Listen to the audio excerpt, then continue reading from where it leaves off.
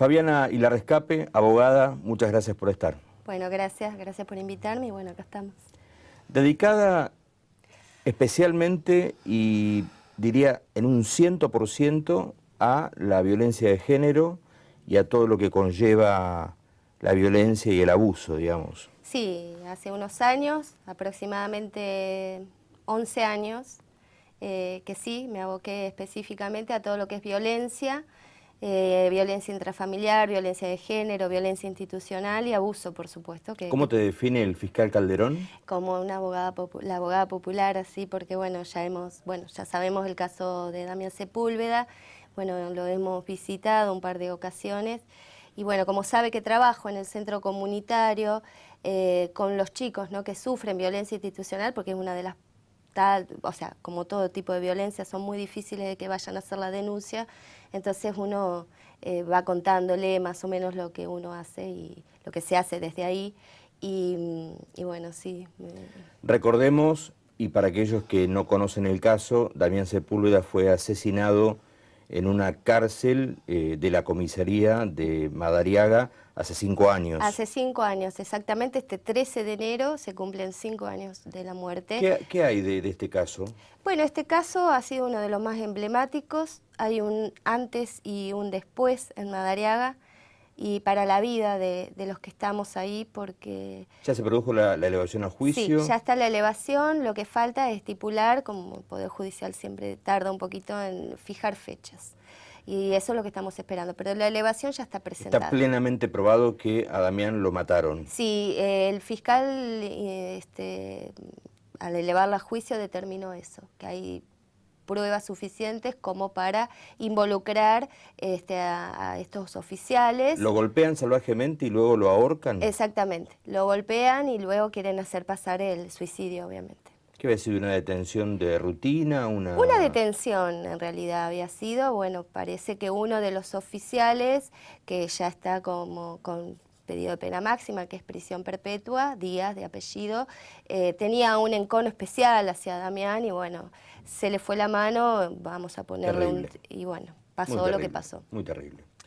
Bueno, a partir del hecho de Damián Sepúlveda, ustedes están trabajando fuertemente con Jorge, su padre, justamente tratando de dar una mano en todos los aspectos que tienen que ver básicamente con la prevención, pero también con la ayuda jurídica a quien lo requiera. Sí. En principio, quiero dejar en claro que Damián tenía construida su casita, por lo menos tenía los cimientos, y sobre los cimientos de esta casa se hizo un centro comunitario. Ese centro comunitario cumple múltiples funciones, entre ellas, bueno, el merendero, capacitaciones de violencia o de cualquier otra cuestión social, apoyo escolar, ayuda para los chicos, un roperito, y entre esas tenemos esa tarea, ¿no es cierto? Poder acaparar, porque está en el medio del barrio Belgrano, uno de los barrios más complicados, si se quiere, por el número y obviamente por los hechos de violencia institucional que acontecen ahí. Bueno, de alguna manera ayudamos a los pibes o a los familiares que se nos acercan con algún caso específico de violencia institucional. Vuelvo a decirte, y otro tipo de violencias también, vuelvo a decirte que específicamente violencia institucional, primero es uno de los temas donde los chicos no saben bien cuál es el poder que tiene la policía por sobre ellos. Entonces como que hay mucha desinformación. Nosotros a través de las capacitaciones lo que hacemos es poner al tanto no solamente a los menores, sino también a los mayores, de lo que pueden o no pueden hacer los oficiales al momento. En las últimas horas se conoció un video realmente tremendo, no involucrando a policías, sino a gente de seguridad, propinándole una golpiza feroz a un menor, entiendo, en Madariaga. Sí, y como eso hay muchas cosas. Creo que la violencia está a la orden del día, convengamos. Ahora todo se soluciona con violencia. Vos imaginate... ¿Qué nos pasa como sociedad, no? Nos pasa como sociedad, exacto. En realidad eso tiene una explicación, ¿no?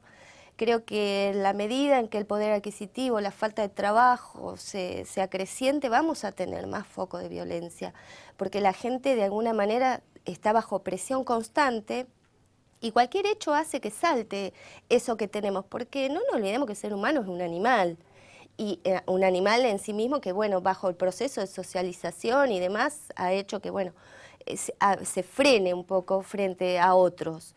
pero bajo presión es muy difícil. Yo siempre digo, lo que tenga que ver con la pobreza, la falta de trabajo... O sea, adjudicás a la inequidad, digamos, Sí, totalmente. uno de los factores Sí, más sí, sí, totalmente. preponderantes. Sí, por lo menos que va a hacer que el tema... Sin embargo, violencia ocurre Sí. en todos los estratos sociales, quiero decir, Ocurre. ¿no? Por eso yo te estoy Adentro diciendo... de un country de golpe, ¿no? Bueno, eso también ocurre. Lo que yo te quiero decir es que esa es una de las explicaciones que doy para que de repente cualquier cosa hoy por hoy se conteste con violencia. En relación a otro tipo de violencia, creo que tiene que ver más que nada lo cultural. Por ejemplo, el tema del patriarcado, ¿no es cierto? Cuando hablamos de abuso, La mujer objeto. cuando hablamos, inclusive con los hijos pasa, de abuso. Durante años a nosotros nos hicieron creer, que te doy un ejemplo, crear como una especie de cultura de obediencia, donde todo lo que hacía el padre o la madre estaba bien. Entonces nosotros como hijos les debíamos obediencia absoluta. A esa creencia se traslada después a los códigos, a las leyes, donde lo que ocurre dentro de la familia queda en la intimidad de la familia y nadie debe sacar a la luz ciertos hechos. La Organización Mundial de la Salud descubre que muchos adolescentes y adultos con tendencia al suicidio, de enfermedades psicológicas y demás, tienen que ver por ciertas situaciones que vivieron en la niñez. Todo lo que nos pasa en la niñez repercute en la adultez. Y ahí sacan de lo privado todo lo que pasa dentro del fuero familiar. Y así es como empezamos a visibilizar ciertos casos de abuso infantil, de violencia infantil, de abuso sexual infantil y de violencia de género.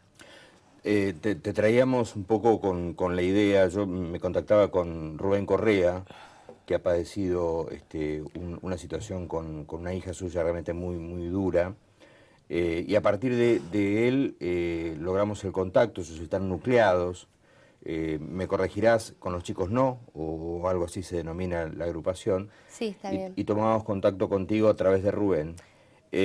Un poco a la luz de los acontecimientos que dominan hoy la escena de Pinamar y que involucran presuntamente, debemos decirlo, presuntamente a un concejal con un hecho de abuso. Digo, esto cobra notoriedad por tratarse de una persona pública, pero sucede todos los días y a cada minuto, lamentablemente, ¿no? Yo imagino que las estadísticas que vos manejás deben ser muy crudas. Las estadísticas no solamente son crudas, sino que no bajan. Te doy un ejemplo. 3 de cada 5 niñas son abusadas hoy por hoy.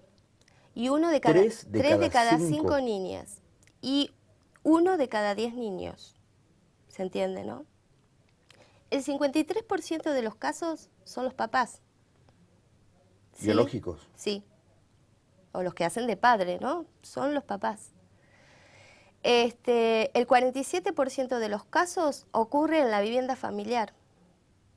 Y el 90% de los abusadores son hombres. Fíjate hasta dónde tenemos la repercusión de lo que yo te hablaba de la sociedad patriarcal, ¿no? No solamente hay una cultura a la obediencia, sino también una cultura a la violación. Y eso es lo que por lo menos desde las redes, de las organizaciones, desde todos los profesionales que estamos en este tema, estamos no solamente visibilizando, sino intentando cambiar.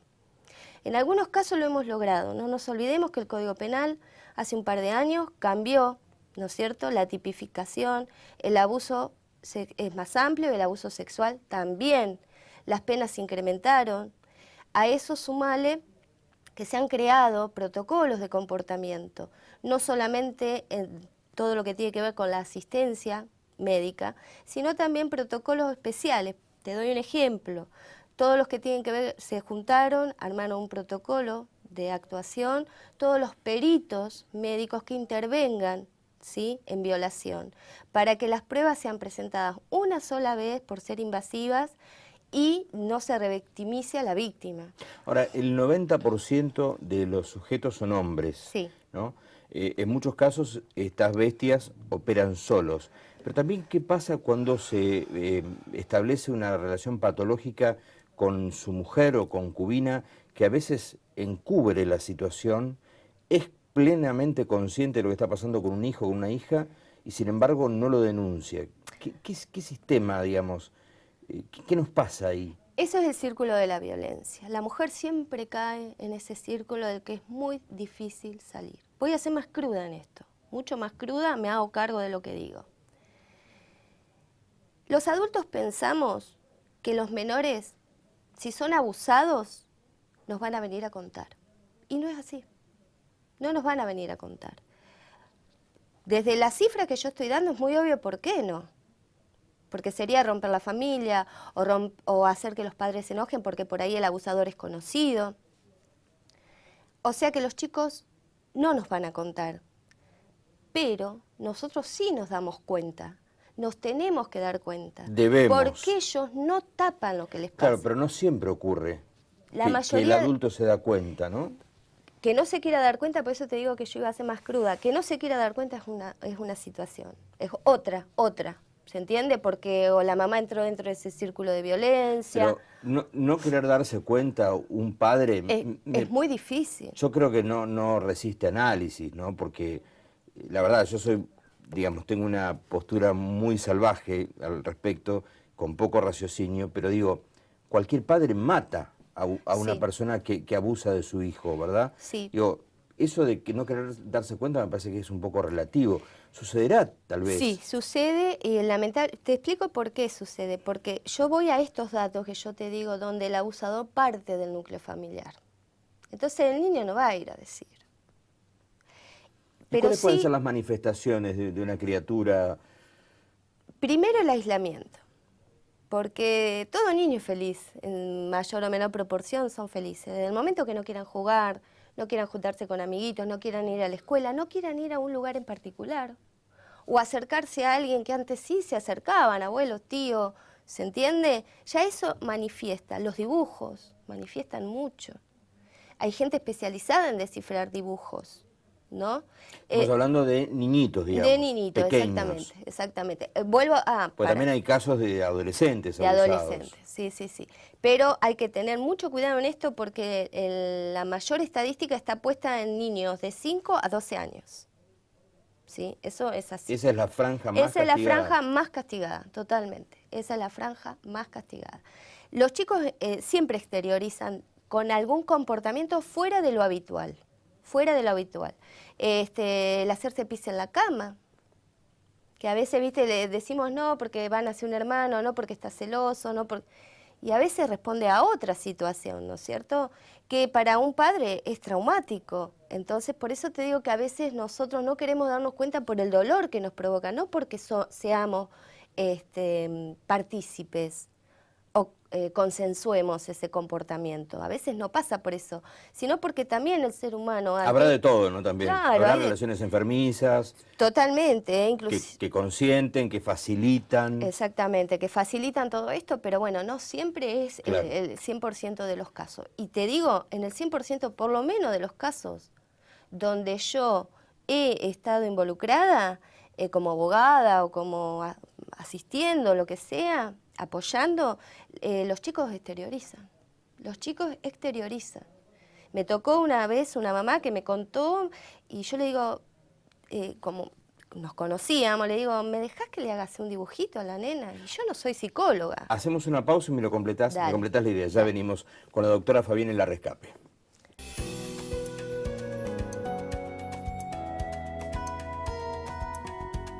¿Tenés un estudio de arquitectura? Lo importante es que los demás lo sepan. Publicitá en Canal 2. Mandanos un mail a publicidadcanal2@telpin.com.ar. Para empezar, tenés que recordar siempre tus manos lavar para no enfermar. Y si al baño vas, y si estornudas, y si la basura sacas, o sea, vos y paseas. Antes y después de comer, la canilla prende con cualquier jabón. Enjuágate y sécate bien. Para terminar, tienes que recordar siempre tus manos lavar para no enfermar.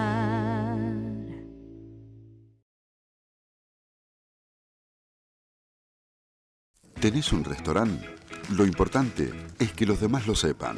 Publicitá en Canal 2. Mandanos un mail a publicidadcanal2@telpin.com.ar. ¿Quiénes deben vacunarse contra la gripe? Embarazadas, mamás antes de egresar de la maternidad, niños entre 6 y 24 meses, personas con enfermedades crónicas u obesidad, personal de salud y personas mayores de 65 años. Para ellos, la vacuna es gratuita en centros de salud y hospitales públicos de todo el país. Vacunate. Es bueno para vos, es bueno para todos. 0800-222-1002. ¿Tenés un estudio contable? Lo importante es que los demás lo sepan. Publicitá en Canal 2. Mandanos un mail a publicidadcanal2@telpin.com.ar.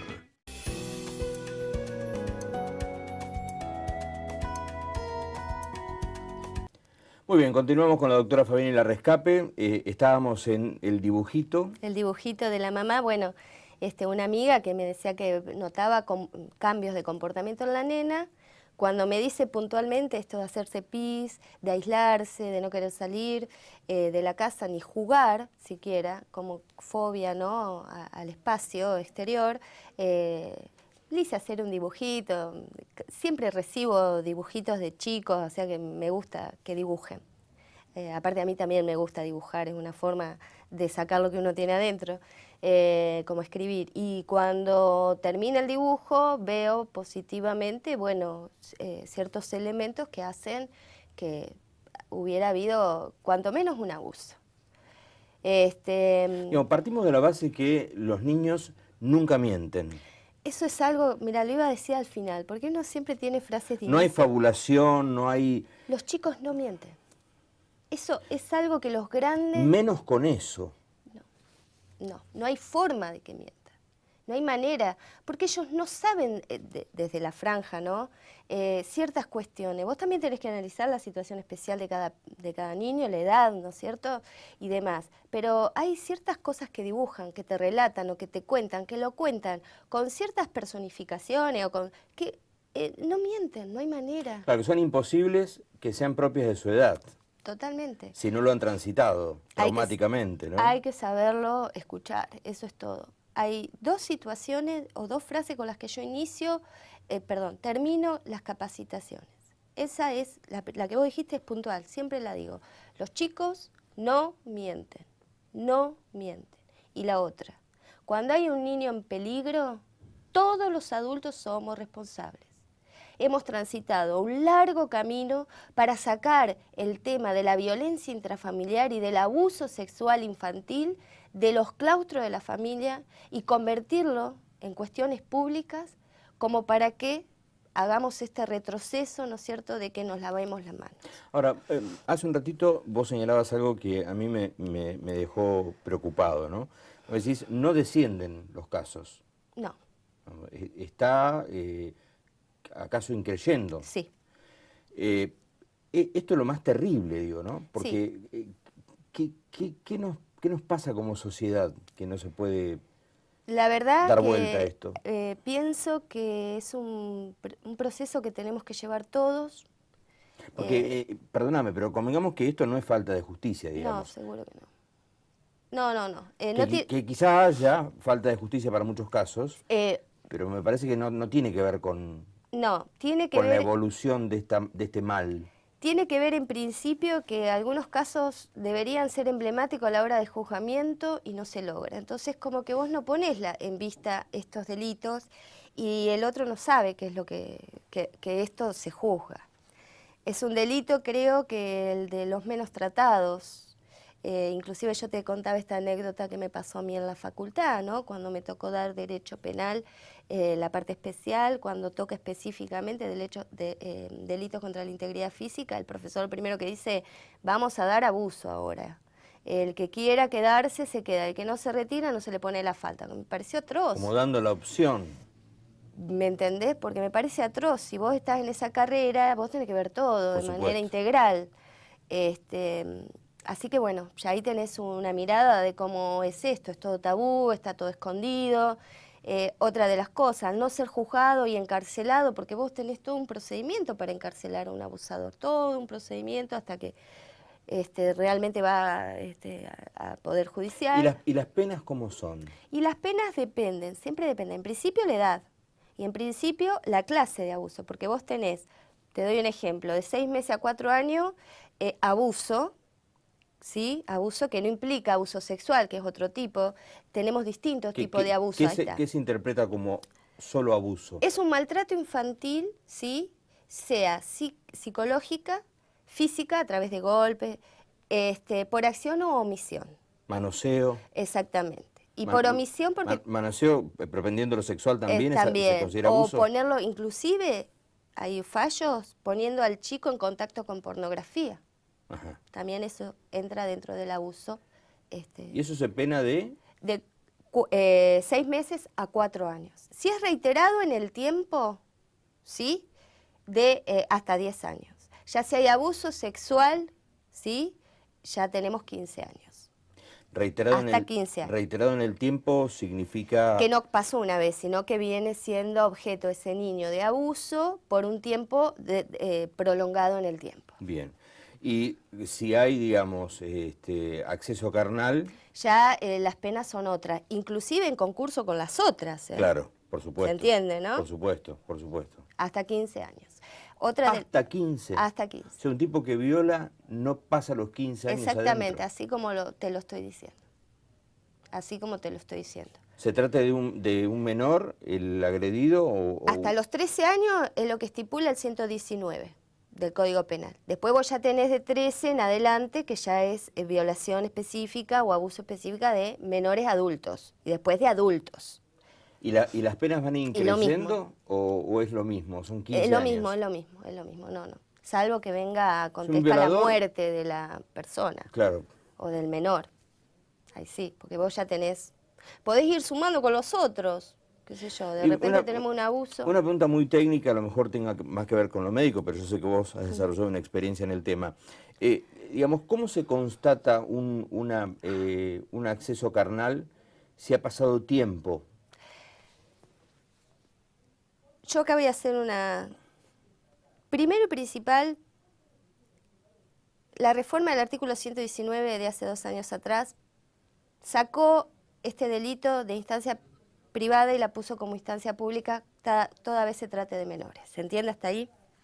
Entonces no hacía falta la denuncia del damnificado o del mayor responsable, sino que cualquier persona que tuviera conocimiento puede ir y hacer la denuncia. Eso estamos hablando de menores. Se prueba en los 2 casos que ahora te explico, que ahora sigue siendo instancia privada aquellos de mayores, porque vos tenés que hacer la denuncia. La primera prueba es la denuncia. La segunda prueba, ¿sí?, es el examen médico. Si por una especialidad de la víctima o porque la víctima no quiere o porque le cuesta aceptar lo que le pasó, denuncia mucho tiempo después, otro tipo de pericia que son las psiquiátricas y las psicológicas. ¿Por qué? Porque una víctima de abuso, sea menor o sea mayor, ¿sí?, el daño que ocasiona perdura en el tiempo. Es irreversible. Exactamente, hasta ese punto. Así que es imposible que no pueda haber pruebas, más allá de la médica, que sería lo ideal. Por eso se le recomienda siempre a la víctima, si es mayor, no bañarse, presentarse inmediatamente, pero a veces no ocurre eso. Claro, pero puede suceder que es una criaturita que desde los 10 y hasta los 14 que toma coraje ha sido violentada, violada. Sí, digo, y me parece que, por eso digo, lo psicológico ahí es importantísimo lo psicológico. Claro.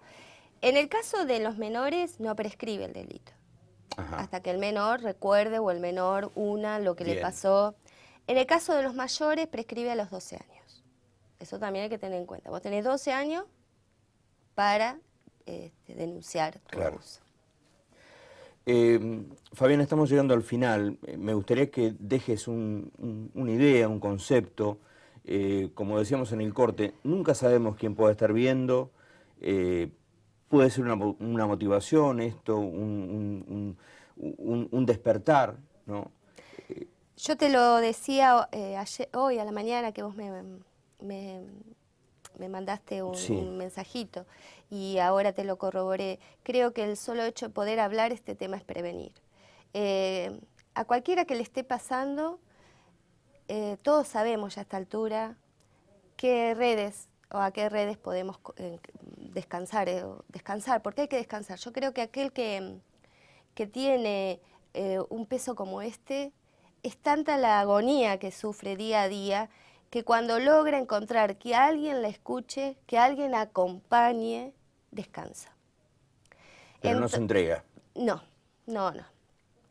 Así que bueno, creo que a esta altura sabemos quiénes de nuestros entornos están en este tema, qué grupo de mujeres, qué grupo de profesionales, siempre ir, siempre hablar, siempre hablar.